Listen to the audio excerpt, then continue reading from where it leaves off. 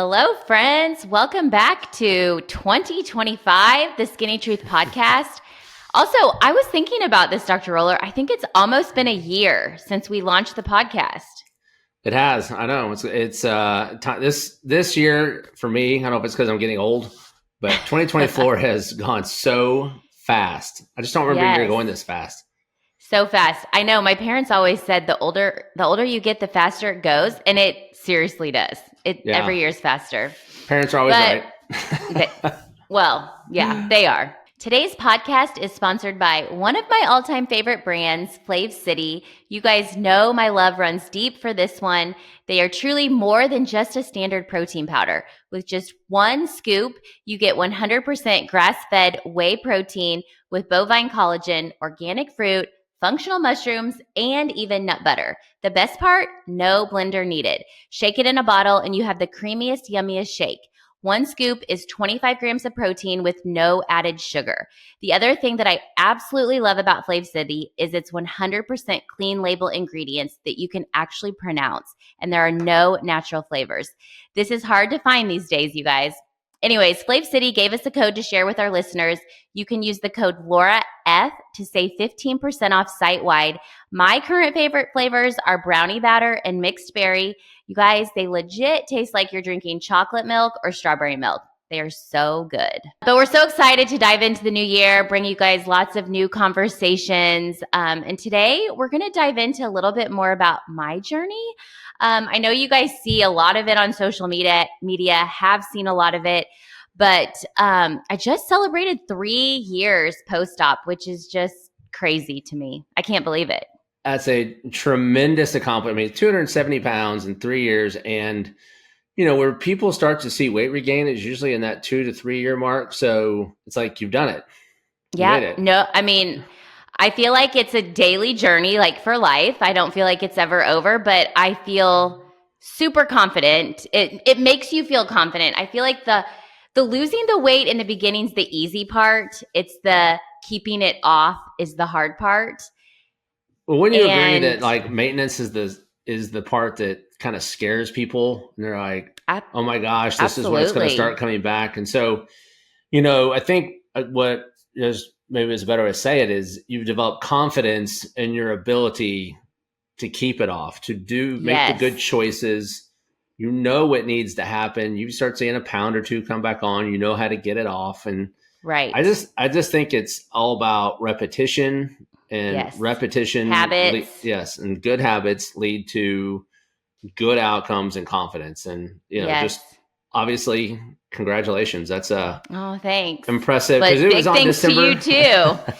It was December 28th of 2021. So 3 days after Christmas, I was on that pre-op diet on Christmas. I was on post-op diet for New Year's, and I made it, you guys.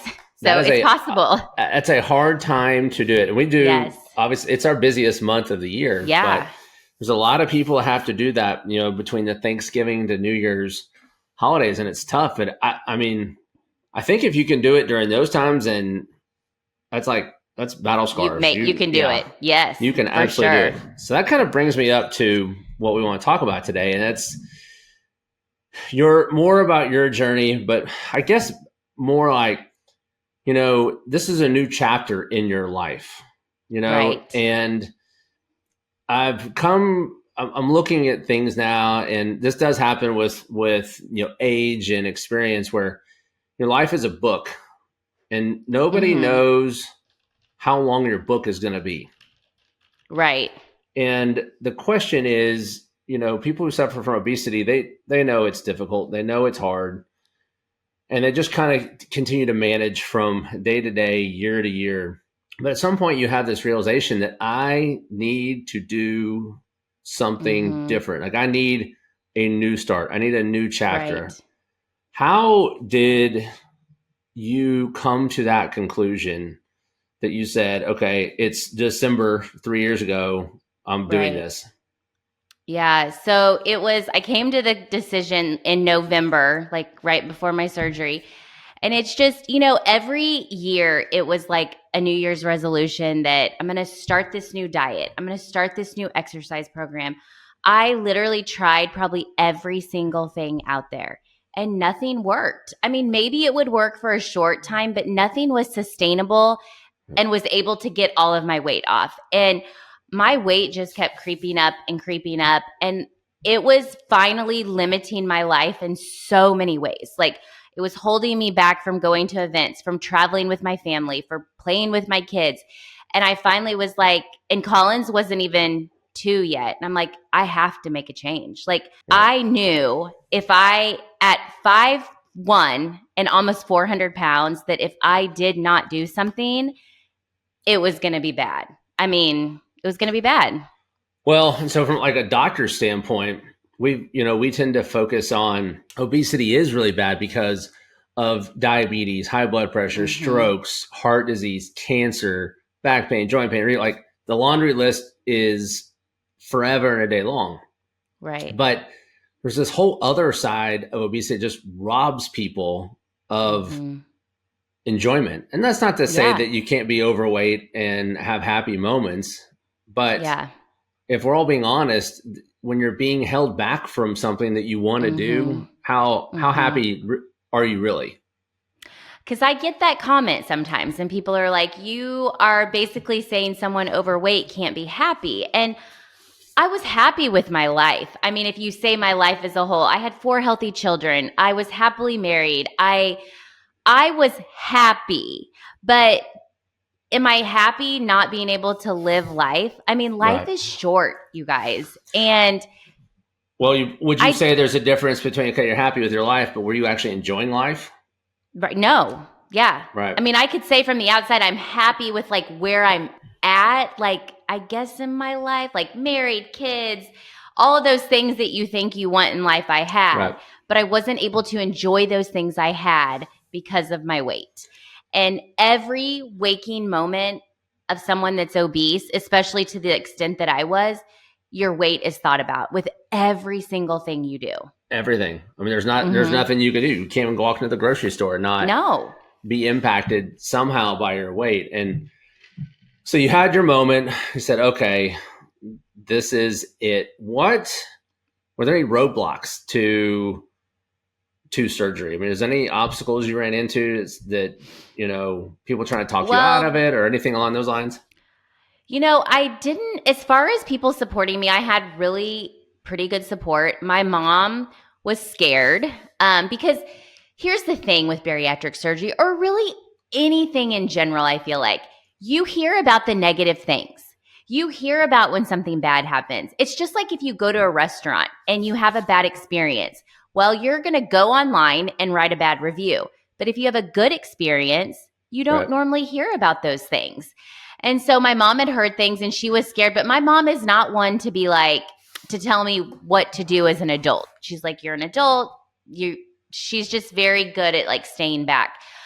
I think my main roadblock was for me that my insurance didn't cover it. And it was a financial commitment for our family to decide like if we could do this, if it was worth it. And it is an investment, but it is an investment in your health. And it pays off like tenfold. Like, I would do it over and over and over again, basically. Well, so when you look at it in terms of like lifespan, the average American can, average life expectancy is 74. Your BMI was 70, right? Yeah, over 70, like 73 or something. So we know that if your BMI is over 50, you can take off on average 14 years of your life. And so the thing is, you work, like people, they work and they save and they want to retire and then they want to enjoy life. But if it's all going to be gone by the time you're 60, you haven't even retired yet. And I feel like you see that a lot. Like, you see these people work so hard and they retire and they're sick. They have doctor's appointments they have to be to, surgery. I mean, they just can't enjoy life. So it's like, I don't know. It's a struggle. It's a struggle to watch people struggle, especially when know that there's a way to help. And so, okay, so you had which surgery did just everybody probably knows this, but just I had the modified duodenal switch, also known. Some people know it as SIP, SADI. They're all the same thing, just called different things. Right, and so again, surgeon's perspective, most effective surgery for best weight loss, least chance of putting it back on. And then there's no restrictions on any kind of medicines. And you're on the younger side. It's like, who knows what will happen in the next 40 years. So having those options are available, or having it available to you is nice. So then how did you notice, what were the first couple of things you noticed about how your life was changing as the weight was coming off? So initially when you say this, it's crazy because I'm not kidding you. Like almost immediately after surgery, within like a couple weeks, I felt so good. And you have to keep in mind, I was still very, very obese, but the differences already in how I felt were just, it was mind blowing. Like my energy was better. The way I think it just goes to prove like how you fuel your body too is so important no matter what, because it does make a difference. But slowly but surely, like changes started happening. I was able to fit in new clothes, which is always exciting. I was able to actually walk down the street without being out of breath. Because when I started, your thing is hot and sweaty 5 days a week, 30 minutes a day. Yep. It was physically hard for me to move my body. And it didn't take much for me to get that heart rate up in the beginning.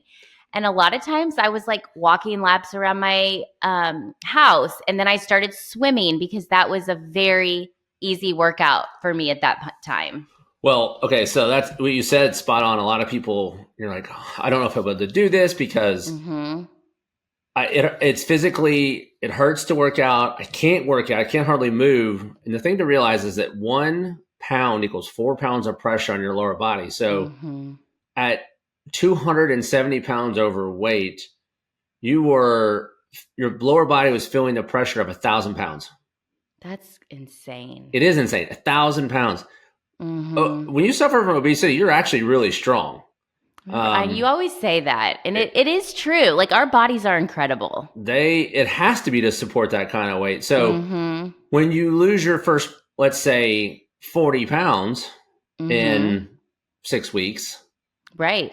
Your body thinks you lost almost 250 pounds.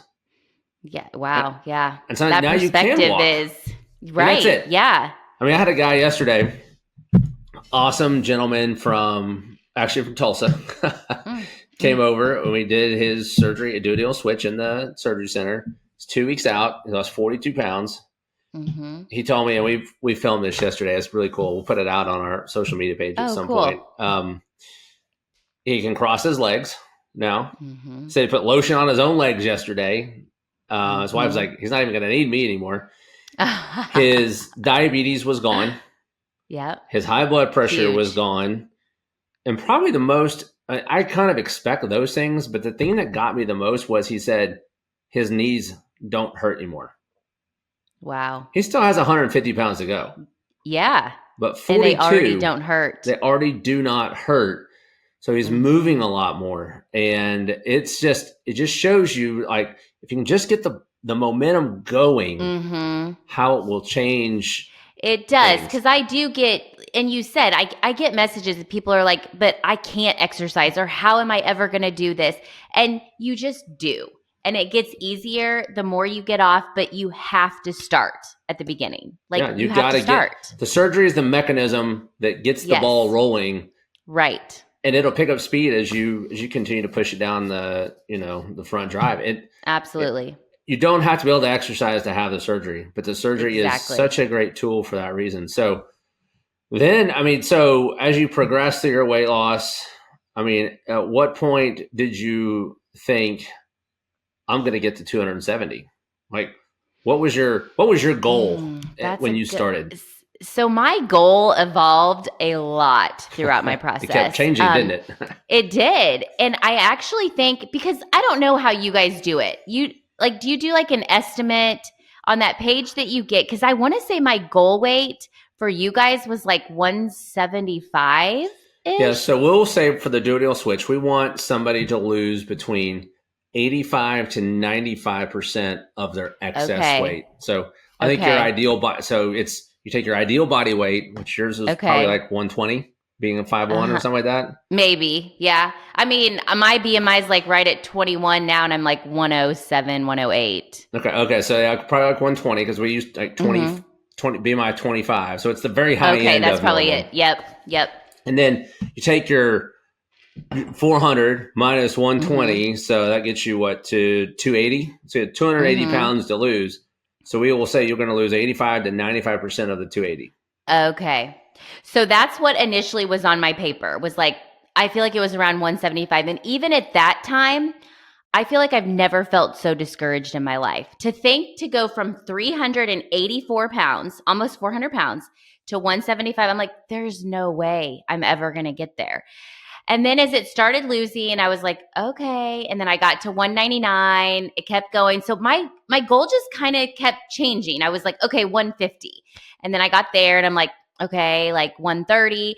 And I just kept going. And then eventually it just stopped. Like my body was like, okay, this is where you want to be. And it stayed the same and it doesn't really change at all now. So it's just, I feel like goal weights can evolve. And I think when you go in, it is good to maybe not have that like super low number, because it isn't about the super low number either. Right. It's about being healthy. And I think it's important to like set your expectations are realistic, which I think you guys do a good job at saying that. Right. But also that's not an end all be all. So go in and do your best and do exactly what you're told to do. And you don't know. So what are these, take 2024, name some stuff that you did in 2024 that there is no way you would have done before surgery. Oh gosh, what all did I do in 2024? You did a lot. You're all over the place. Did I do a lot? Okay, well, let's start with this one. The FlavCity, my collab with FlavCity. Okay. So they asked me to do that exclusive flavor. Then they asked me to fly out by myself to these strangers' house that I only knew from social media, which maybe to some people that doesn't seem like a big deal, but that is a big deal for me. When I was heavy, I would have never ever even considered. First of all, I couldn't air travel because of my size. Second of all, I didn't want to be around people, especially if I didn't know them, because I felt judged all the time. So that's a pretty big non-scale victory for me. But we did a lot of traveling, lot of traveling this year. New York City is a big one. Yes. I walked in high heels in New York City, like to go to the Rockettes. And I'm like, first of all, I didn't even own a pair of high heels until I lost my weight. And then walking, it's just crazy. The Sitting things that comfortably in this at the comfortably. Rockettes. Yep. Yes. Thinking normally we did end up having an aisle seat. It just happened like that. But before, if I was going to an event, I would not go to an event unless we had an aisle seat. You would not catch me sitting like in between a whole bunch of people because it was just so uncomfortable. What if you had to get up and go use the bathroom or something? Go in front of all these people. Yeah. It's just, it's everything. I mean, there's still things that happen to this day. I'm going to do a reel on it, so you guys stay tuned. I just got my first pair of like knee-high boots, which I've never even owned a pair because my calves were so large. Yep. I couldn't fit anything on. And I'm 3 years post-op and I'm like, oh my gosh, like this is awesome. So things like, the boot thing is definitely one of those things that we see. You could be able to get it up over your calves. Wedding rings fitting again. Oh, yep. That was one. I waited to get mine resized it was a good while. And then I ended up having to get it resized a second time, but that's a big one. Yeah. I mean, there's so many things that change for the better. I guess at this point, what advice would you give to somebody who is sitting there going, and this we hear a lot, it's not going to work for me. I've tried everything. Nothing's worked. And by the way, diets, like you said, you tried all of them that didn't work. When your BMI is over 35, there's a less than 1% chance of anything like that working. So you shouldn't feel bad or down on yourself because Right. you almost have to be superhuman for a diet like that to where there are some superhumans out there. I mean, but they're just, I feel like we see them on social media a little bit more than is reality. The other thing you got to pay attention But then even if they lose that weight, are they really maintaining that weight long term? Well, have you seen The Biggest Loser, the TV show? Yeah, right. Yes. Have you ever seen a reunion show? Mm-mm. And there's a reason. Because they gain it back. Yeah. That's right. I mean, the fact is, any one of us could go on a TV show for 3 months and stay at a camp. Dedicate your life. Your entire life to nothing but eating right with somebody preparing your meals and exercising all day long. Yeah. And that's not real. I mean, that's not real. But the fact is they got back to real life and their metabolisms are so messed up.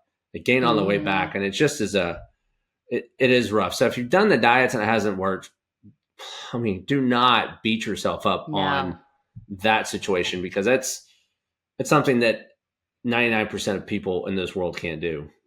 So what do you tell people now? Like what from your side? I just tell people to just do it. I mean, just make the call. My only regret is not doing it sooner because I realize now how much life that I missed out on. I wish I could have been soaring in my 20s and wearing the clothes that I wanted to wear, and as minuscule as that sounds, but there is nothing like feeling good and feeling like you look good.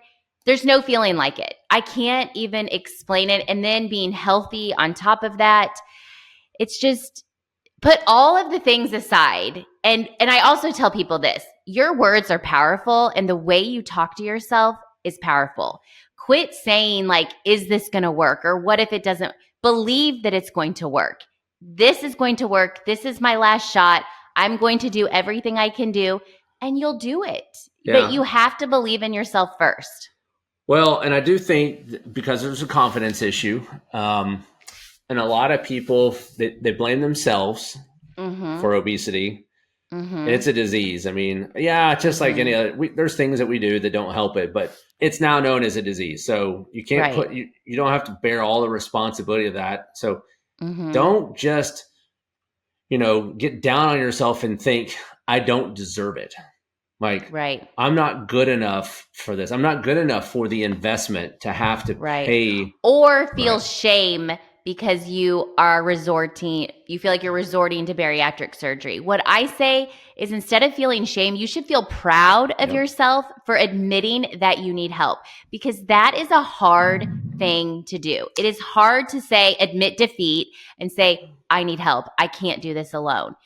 And be proud of yourself because it's hard. If you frame it in the context of something like cancer, which obesity is every bit as dangerous as cancer, you would have no problems seeking help for that. Right. It's a health condition that's gotten out of control. It impacts 2/3 of the country now. Right. So now you're there. That is why they make people like me and Dr. Kristen is to help. Right. That's why they make heart surgeons and cancer surgeons and hernia surgeons, because there's things that once it gets beyond your control, right? And you need help.